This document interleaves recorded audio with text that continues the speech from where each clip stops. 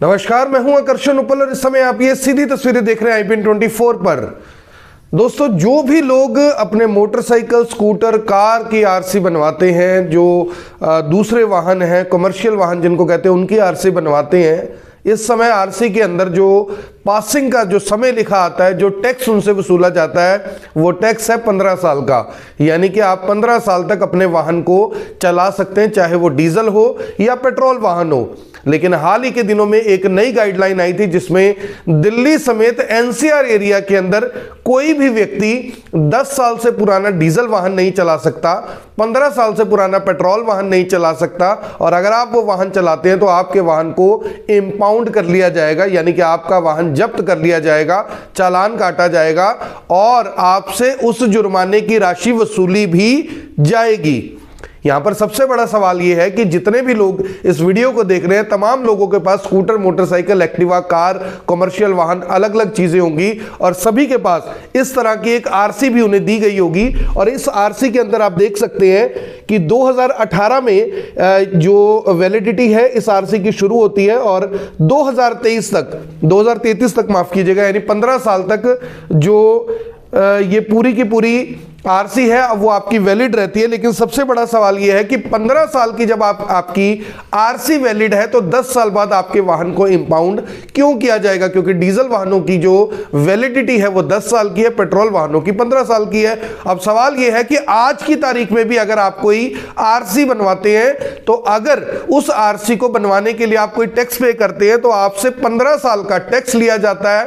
15 साल के लिए वो आरसी वैलिड होती है। लेकिन करनाल, जो कि फिलहाल NCR के अंदर है, अभी इसे बाहर नहीं किया गया है, अभी भी आप 10 साल से ज्यादा कोई भी डीजल गाड़ी नहीं चला सकते। ऐसे में दिल्ली पुलिस के एक जवान हैं रामबीर सांगवान, उन्होंने एक वीडियो जारी किया है। वो वीडियो आपको मेरे वीडियो के बाद दिखेगा और आपको दिखाएंगे और बताएंगे कि आखिर वो इस बारे में क्या कहते हैं। हालांकि उनके जो तर्क हैं वो आधिकारिक रूप से शायद ठीक है, लेकिन तमाम लोग जो इस वीडियो को देख रहे हैं उनके मन में ये सवाल जरूर होगा कि जब अब वैलिडिटी ही 10 साल की है डीजल वाहनों की, तो उन वाहनों की आरसी 15 साल की क्यों बन रही है? उसका कारण यह है कि अगर आप NCR क्षेत्र से बाहर के एरिया में वही गाड़ी चलाते हैं तो आपको 15 साल तक डीजल गाड़ी चलाने की अनुमति है। लेकिन फिर से सवाल यही कि एक देश में दो कानून क्यों?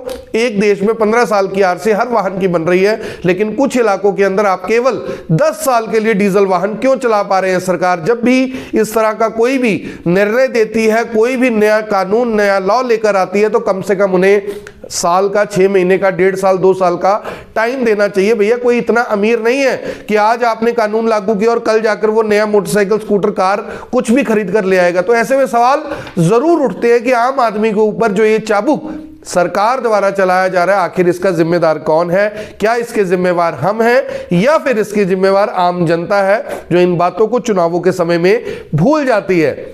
करनाल के बारे में काफी सारे लोग जानना चाहते होंगे कि करनाल NCR एरिया में है या नहीं, तो उन्हें मैं बता दूं कि हरियाणा सरकार की ओर से केंद्र सरकार को यह सिफारिश की गई है कि करनाल को NCR एरिया से बाहर निकाल लिया जाए। और ऐसे में केंद्र सरकार की ओर से भी जानकारी आ रही कि उसने जो राजस्थान है, UP है और हरियाणा है, उनसे ये सलाह मांगी थी कि आप इस बारे में क्या कहना चाहते हैं। हरियाणा के बहुत सारे इलाके, लगभग 16 जिले बताए जाते हैं कि जो NCR एरिया के अंदर आते हैं। हरियाणा सरकार ने केंद्र सरकार से सिफारिश की है कि आप इसका जो दायरा है वो राजघाट को केंद्र बिंदु मानकर उसके रेडियस का 100 किलोमीटर एरिया जो है वो NCR एरिया के अंदर आप उसे लेकर आए। ऐसे में जो करनाल शहर है वो आने वाले समय में अगर केंद्र सरकार, हरियाणा सरकार की सिफारिशों को मान लेता है तो करनाल शहर यानी कि घरौंडा जो है वो NCR में रहेगा, लेकिन करनाल शहर NCR एरिया से बाहर चला जाएगा। तो ये बड़ा महत्वपूर्ण है। मेरी आप सभी से अपील, इस वीडियो को देखें भी,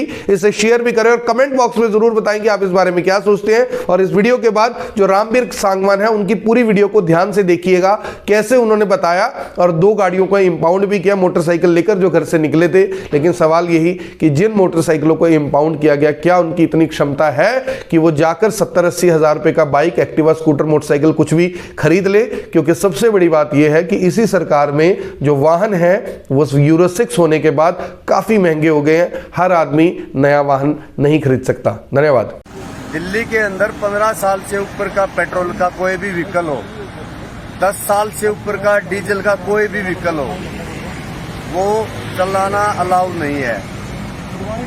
चाहे आरसी में 15 साल बेसिक लिखा हो, चाहे वो अदर स्टेट का हो, उस स्टेट में वो 15 साल चलता हो, चलने वाला हो, एक दिन के लिए भी अगर आया है वो भी गाड़ी इम्पाउंड की जाती है।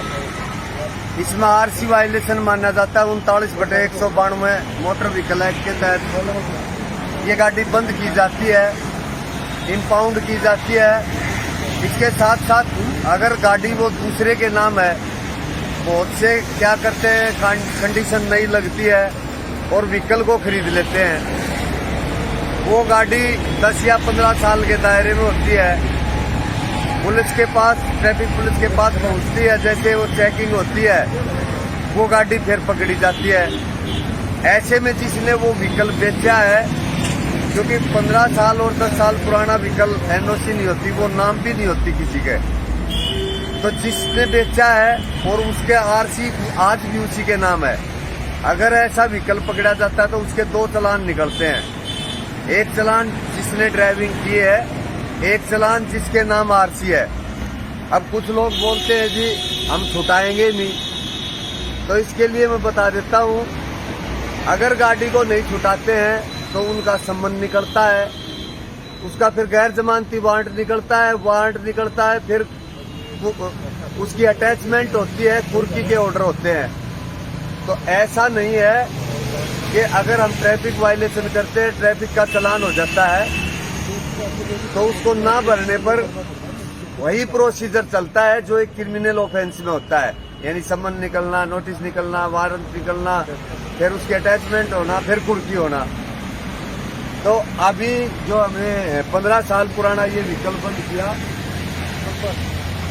ये व्हीकल है, ये 15 साल 15 ईयर्स ओल्ड है। दिल्ली के अंदर चाहे बाहर की गाड़ी हो, चाहे एक दिन के लिए आई हो, वो भी हम नहीं चला सकते। ये भी है। दूसरा कौन सा व्हीकल है? ये है एक व्हीकल, ये है, ये भी 15 साल पुराना है। तो मेहरबानी करके ना तो 15 साल के व्हीकल को, ऐसा व्हीकल जो 6 महीने रह गए, साल हो गया या पूरा हो गया, ना तो खरीदें। अगर घर पे है तो ना उसको रोड पर लाएं, ना किसी कबाड़ी को बेचे, क्योंकि हो सकता है वो उसको चलाने लग जाए। आप लोगों का कौन सा व्हीकल है?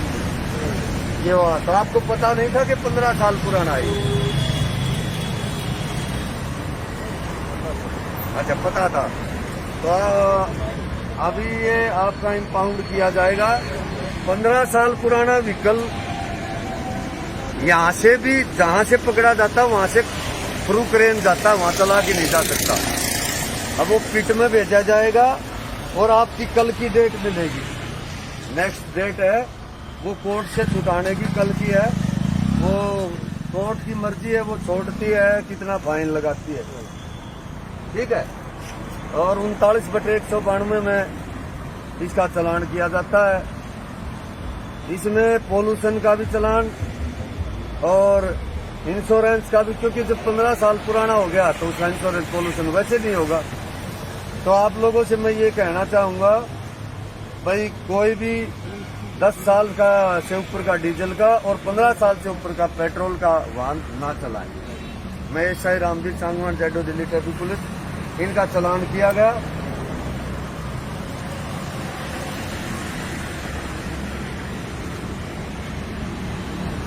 एक फीट में भेजा जाता है चालान और एक यहाँ रखा जाता है।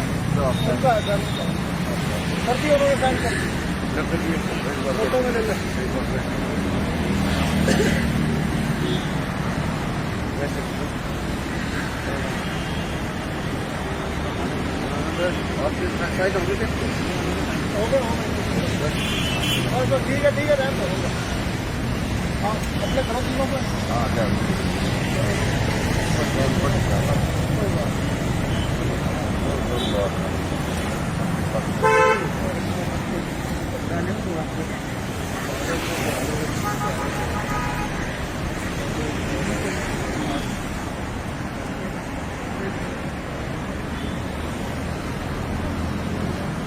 ये इनका चालान किया गया। अभी गाड़ी पीठ पर भिजवाई जाएगी। मैं Sai Ramveer Sangwan ZO Delhi traffic police इन बातों को ज़्यादा शेयर करें। चाहे गाड़ी बिल्कुल भी ना चली हो, बिल्कुल नई कंडीशन हो, उस गाड़ी को भी इम्पाउंड किया जाएगा, बंद किया जाएगा। चाहे गाड़ी बाहर स्टेट की हो, चाहे दिल्ली स्टेट की हो, चाहे एक दिन के लिए आई हो, इस बात में बिल्कुल कोई शक नहीं होना चाहिए कि वो गाड़ी चाहे आरसी में 15 साल हो, डीजल की है 10 साल और पेट्रोल की है तो 15 साल। कुछ लोग कह रहे थे जी टाइम बढ़ा दिया है, अभी तक कोई मैसेज नहीं है, कोई टाइम नहीं बढ़ा है। जय हिंद, जय भारत।